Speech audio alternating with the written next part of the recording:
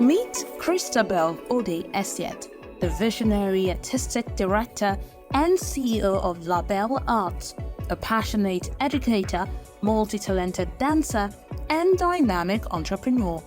With over 15 years of experience shaping young minds, Christabel brings her love for the arts to life, blending creativity with purpose. As a professionally trained ballerina, certified in Cuban ballet methodology, her expertise knows no bounds. From Lagos to Ivory Coast, Christabel has left her mark, teaching ballet dance to schools and communities, always striving for excellence.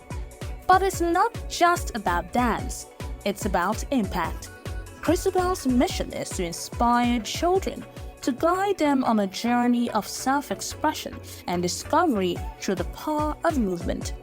Whether it's a joyful leap or a delicate pirouette, she translates thoughts into captivating stories told through dance.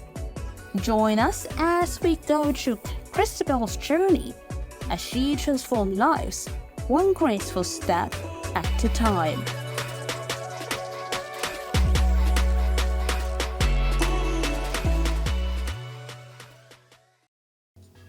Hello, my name is Christabel Odeey Essiet. I'm a dancepreneur. So I started dancing at a very young age. I think between the age of 6 to 7.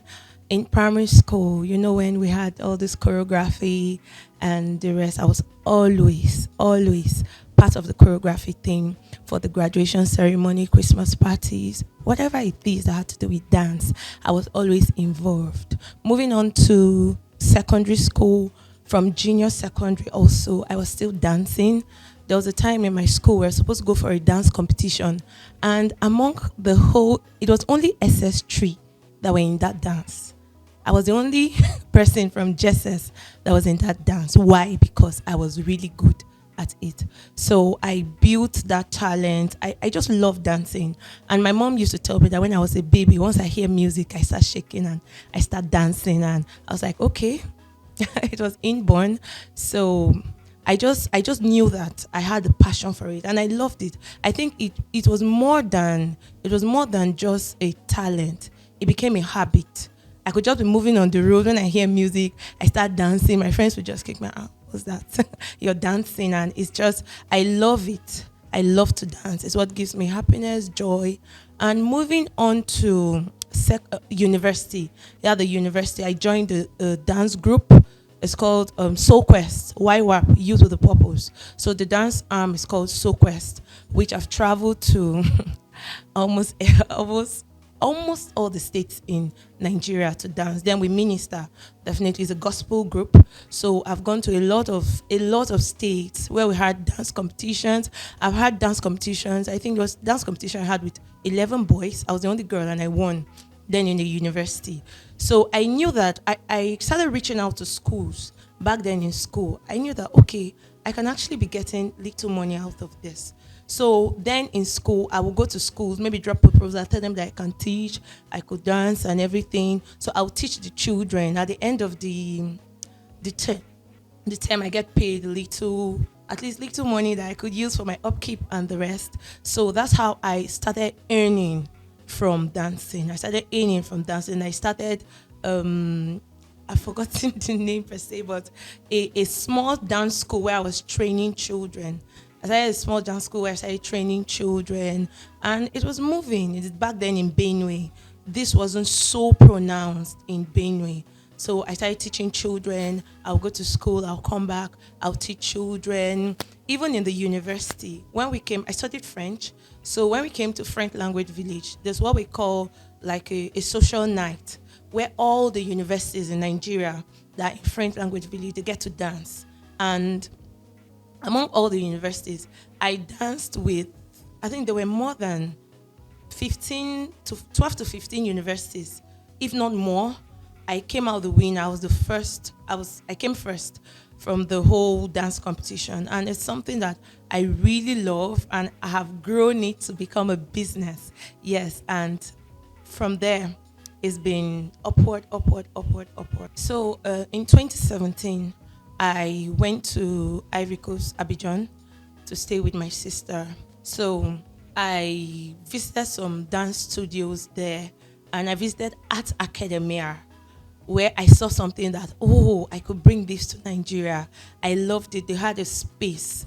It's a big space where they had every single, at least act represented there. They had gymnastics studio, they had a ballet studio, they had arts, visual art studio. They just had it everything. And I know I took some classes there, and I even performed in one of their showcase, something they did then in Ivory Coast. So when I came back to Nigeria and I came back to Lagos, and I knew I was going to settle in Lagos because my then fiance, now husband, was in Lagos. So I said, okay, I don't know Lagos. That's the first time I was coming to Lagos. I needed to know the business, know the market, know everything I need to know about venturing into dance business in Lagos. So I started working in a company, Yana Art, where we taught a lot of schools. I've taught a lot of schools in Lagos, Corona School, Lekki, Corona Bagada, Corona at McQueen, even the one at Osborne here.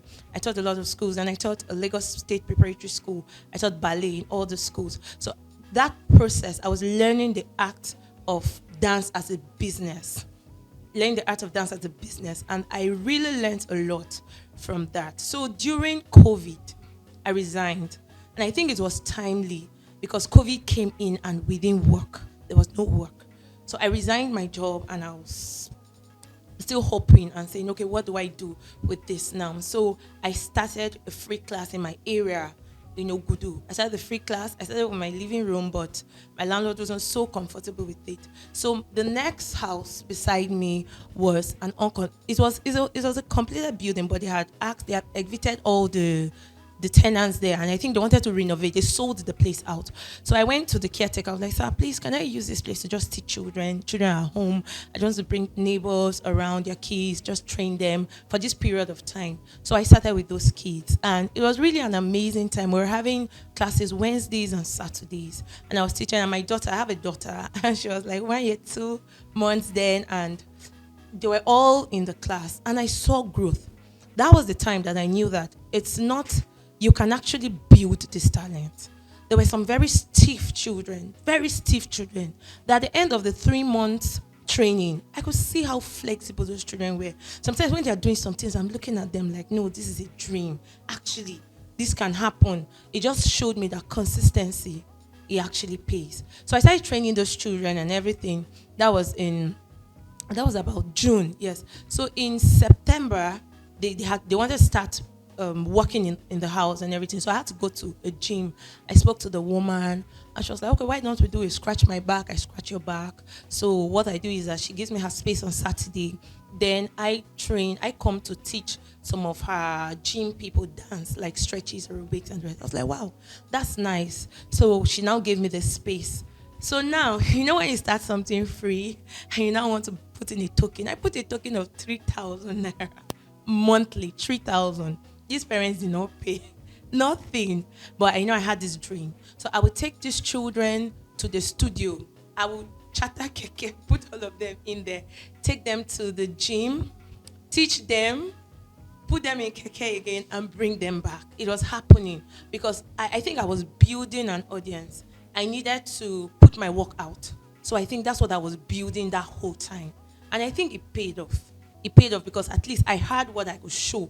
Okay, this is what we do, see some videos, see the children and everything. So it was beautiful. And I got some donations from one, I think he's like the largest ballet company in Africa, Leap of Dance Academy. And he gave us some videos, he gave us some costumes and everything. So I would give them those costumes so that they can look uniform. And so it was really, I was getting pictures to build the brand so that I can showcase, okay, this is what we do, see pictures, say this, say that. So from there, I started getting people, referrals. The gym really helps because some of their customers that had children, they started bringing in the children. I started training, we started getting money. Then we now made our own customized costume. So that's where we started from. We made our own customized costume, and we started getting children from 1 to 2 to 3 to 4. We started growing. So Label Art is the name of my brand. We started getting a lot of referrals from parents when they came and they saw the good work we're doing with the children. Another thing is not just about dance. Label Art is home for these children. Most times when they come, they don't even want to go back. During summer, you see children telling their parents that, oh, we don't want to go to our school summer. We want Label Art. We want Label Art. We want Label Art because it's home. We welcome them. We love them like ours. I'm a mother. So I know how I tell my staffs that, look, love these children. Make it a place where they long to come to. Because most times I discovered that our attitude as teachers can actually kill some children's dream. As a teacher, you're being harsh. Oh no, do it this way, do it this way, do it this way, do it this way. Some children will just detest going there, and that dream just dies there. So most times we treat them love. We love them. That's one of our core values. Love, excellence, discipline, and skill. We love them. We discipline them. Our work is excellent. We deliver skillfully and excellently. So when we moved to Ogra, Label Art, we moved to Ogra, we started. Yeah, because there's a pool. We also do swimming. Yes, we do a lot of activities. We have music and instruments. We have arts and crafts. We have karate and taekwondo. We have gymnastics, stroke, acrobatics. We have swimming.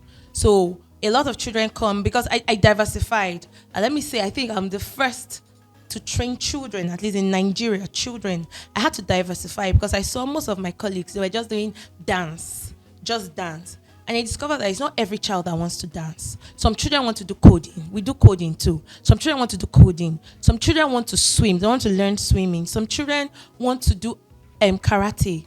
Some children want to defend themselves. Some parents want their daughters to come and learn self-defense. So we had to diversify. And that was a brilliant one because most of my colleagues started copying in. And it was a good one. And I'm happy it happens because we have to showcase. There's a place where you showcase things for people to learn. So when we moved to Ogra, we grew from there, had more space, and they increased payment, the payment plan of the hall, which we couldn't start. So I had to move back. We moved from the other place where we were staying to a bigger apartment. So I had to move back to my apartment. Then thank God for Flourish Africa, Flourish Lakija's foundation, where I enrolled for one of, among the, I think, 5,000 people that applied, 15,000 people applied for the grant. I was chosen. The first stage, I passed it to 500 women. Then the second stage, I also passed, which I was given the 2 million naira grant. So that helped a lot with our space, with the fitting, setting up our studio space and everything. So from there, we started growing. We really grew that the living room couldn't contain us. It couldn't contain us. We grew from there and we had to get our own space. So right now, in Ogudu, Label Art. In fact, when you're passing the link bridge in Ogudu, you will see our studio space just by the right-hand side of the bridge. Our studio space. We have a 2-bedroom apartment where we rented, and we do all our activities there every Saturday. So Label Art is a brand that builds children. We believe in nurturing the gifts that children have. We believe that every child is gifted. All you need to do is discover that gift, harness that gift, be patient with the child, nurture these children, and you'll see them grow in leaps and bounds. Some of the challenges I encounter was payment. Payment. Especially, I stated that when I started, firstly, I started free. And most of those students, I started free. In fact, none of them are there anymore. Because most times when you start free, parents will want it to continue that way. So most of the challenge I have is payment. Sometimes children come in and when they explain to me that, okay, okay, we'll have to pay, maybe we'll pay so amount, then maybe during the second month, they will pay back, they will balance up. Sometimes it doesn't happen. They don't pay back. And sometimes these children have grown, and maybe we're working on, we have a recital. We have our recital, that's like our yearly concert, where the children come to perform and showcase every single thing you have learned. So most times we're already training these children from the second quarter of the year. We're already training them for that recital. And most times the parents will want to drop out. Okay, we don't have the money. Why don't just we stop and everything? And I already see that no, this child is a talent. This child is a talent. And I don't know, maybe it's myself, my good heart. I don't just want this child because they want it, but the parents can't afford it. So most times I get to give those children scholarship. So I have a lot of children in my studio that are on scholarship. We have those that pay. We have the consistent people that pay. Some of them pay before resumption. They always pay. While we have those that will pay you in like 6 months, they will drop this, drop that until they clear up payments. While we have those that are on full scholarship. I think that's some of the challenge we have financially. And that challenge we have is consistency. This child comes this Saturday, they're not there the next Saturday. Some come this Saturday, they're not there the next Saturday. And we have seen that really affect the child's growth. Because the ones that are consistent, you always see them ahead. You always see them ahead. Like I tell parents, you don't tell me where to put your child in a dance. When you come to label art, that's the standard. I won't say, oh no, this one, put that one in front, put that one in front. When you cannot deliver, no, we don't do that. We don't do that. You will not even know the child that is on scholarship.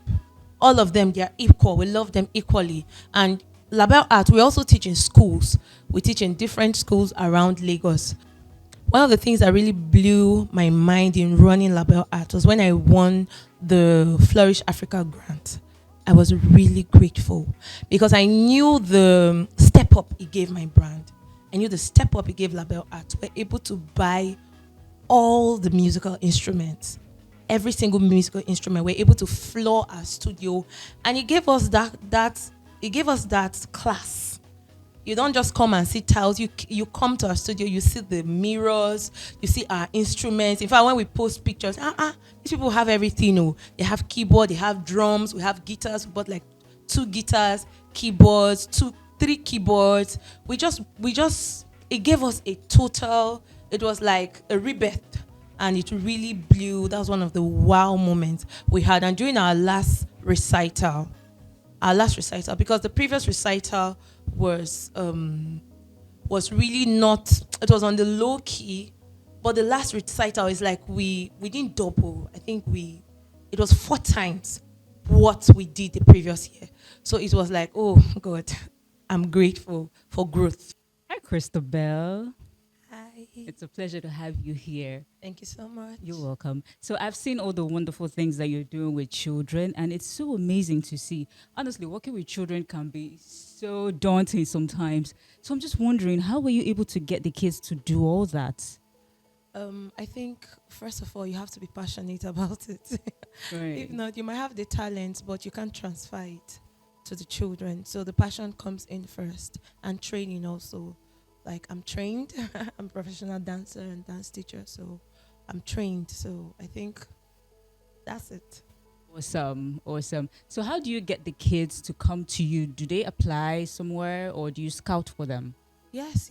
We share flyers. That's like the referrals. Yeah, like I always have my flyers in my bag. Wow. When I'm going out, sometimes That's a serious-minded businesswoman. Always. When I am working, I'm like, I see this child. I'll just walk to the parent. Okay, please, ma. I run an art academy. Sometimes they'll collect it and say thank you. Sometimes they will not even look at me. So I'm just can be. There was one time that one lady, the way she just acted, it made me drop a tear. Like, oh, I felt really bad, but it's like, that's part of it. So most times it's person to person, then referral. That has really done great things for us because most parents they refer. By the time we video, they post their children. People seem like, wow, where is this? So referrals really works for us. That's so amazing. So is there a criteria that you have when it comes to these kids? As in for the children? Yes. Do they have to have any special skills already? No. Or you mold them from scratch? We mold them, yes. Wow. Yes. No criteria, just come as you are. That is so amazing. Yes. So how are you able to juggle the finances of your business? Because I can imagine catering to the kids, do you provide lunch for them or how are you able to juggle that? No, we don't provide lunch for them. Okay. Yes, they come with their lunch, their food, their snacks, everything. We don't provide any form of lunch for them. Okay. Do you have any staff? Yes.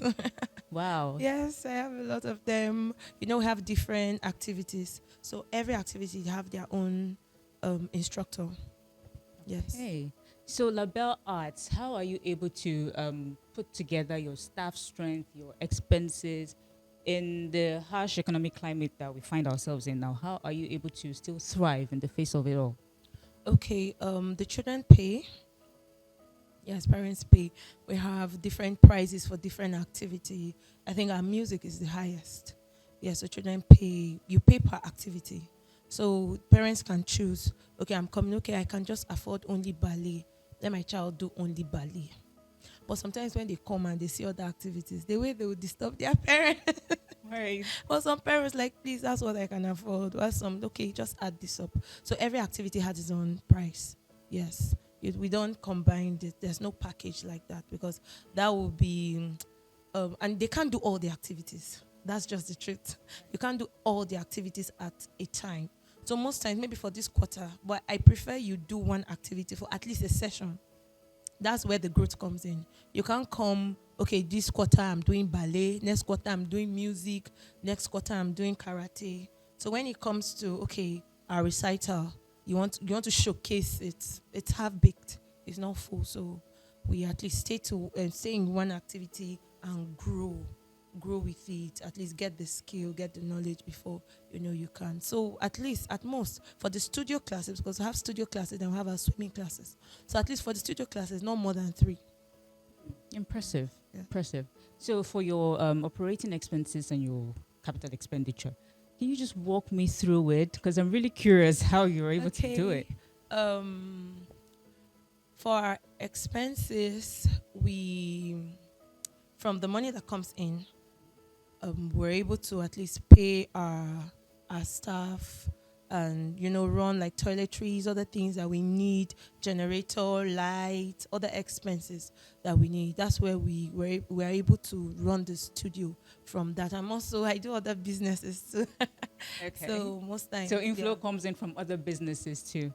no, as in for maybe for now, I'm not yet on the salary on the payroll. Payroll. If they say Okay. it's not so good, Mm-hmm. but I think I'm still growing, so I'm not yet on the payroll. So, but I think for me, because we got a new studio space this year, which the amount ran into everything we spent was over 2 million, because we had to set up and do more than 2 million because the rent alone was about 1.7. Yes, that's and that was quite fair because of, I think, it's still relationship that gave us that space, because we are very strategic. If you know Ogudu very well, we're just at the express, so it's strategic. It's a place where if I didn't know one or two people, we wouldn't have been able to get it. So, But did it exceed your budget? it's our own personal finances too had to come in. Yes, because we ran our recital, we took a lot.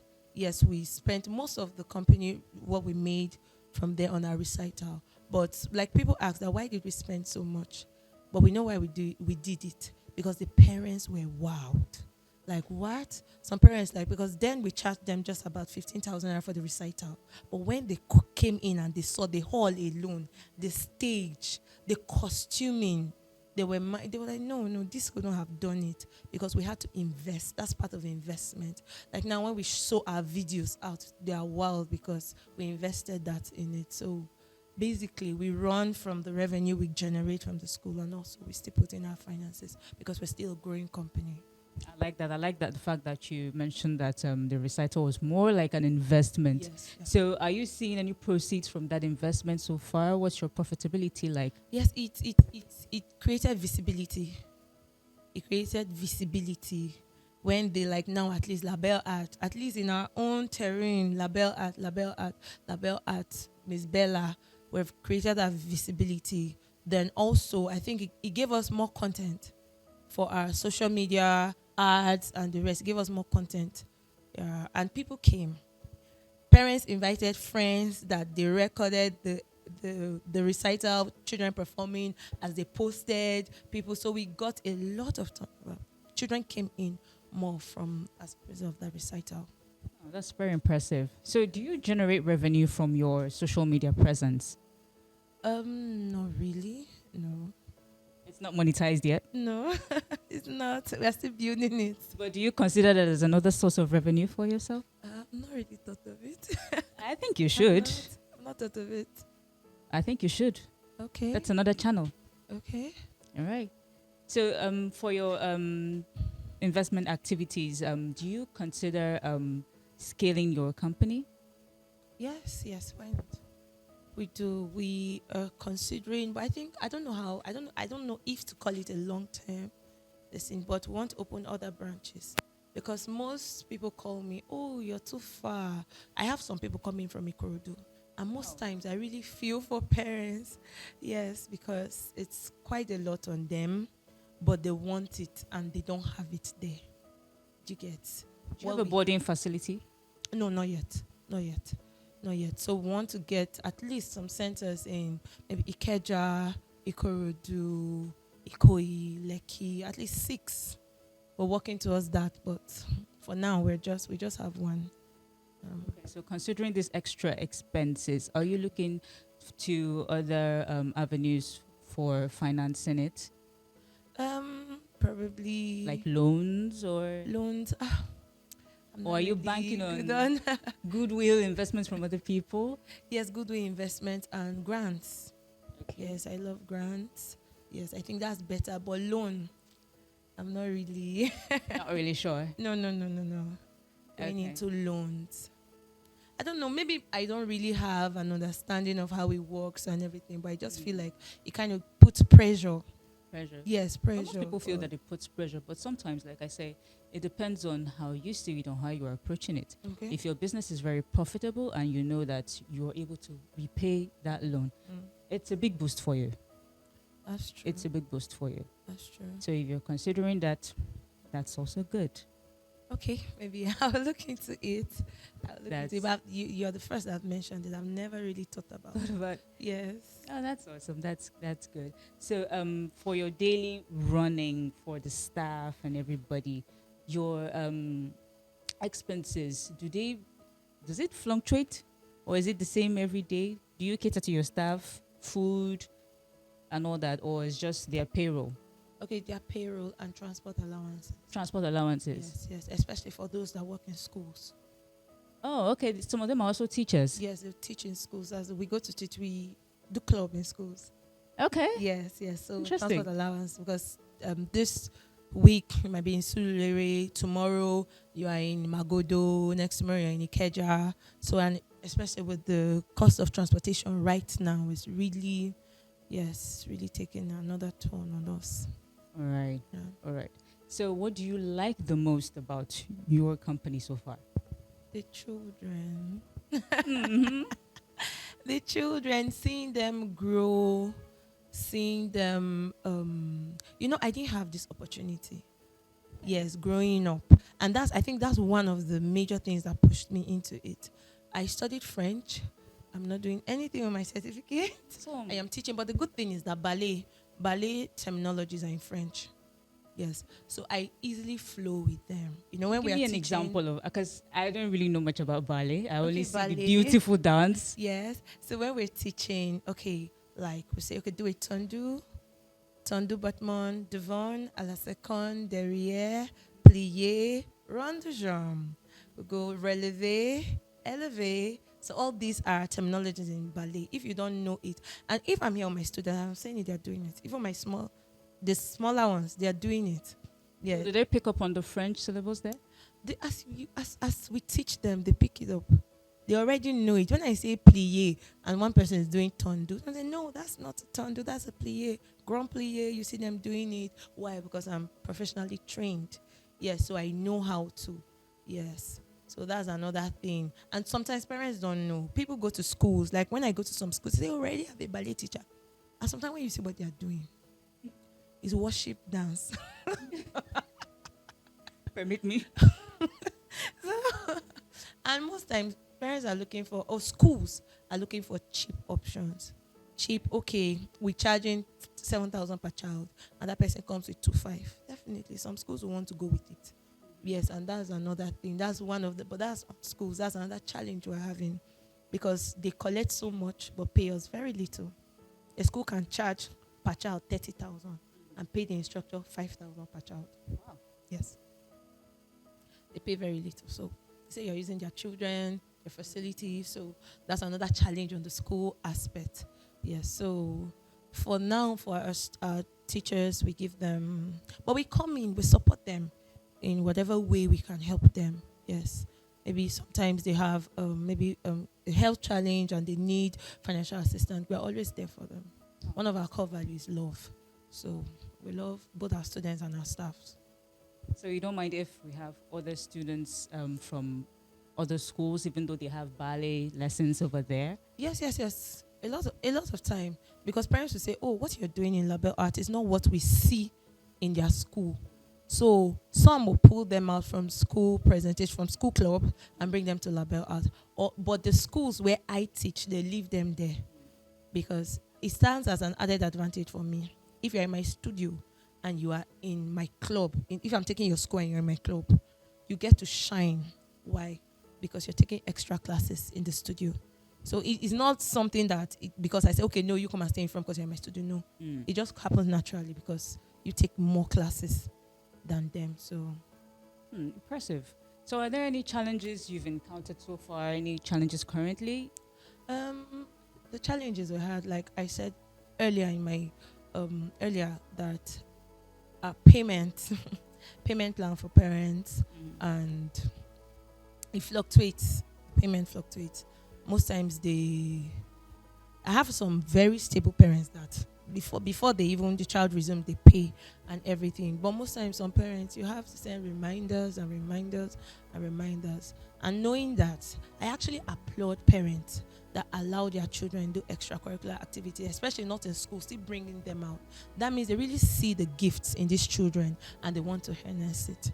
In a harsh economy like now, that most homes are struggling to eat, you still take out part of the money that you're supposed to use for like the primary needs of the family to still pay for classes for your child. That means you want it badly.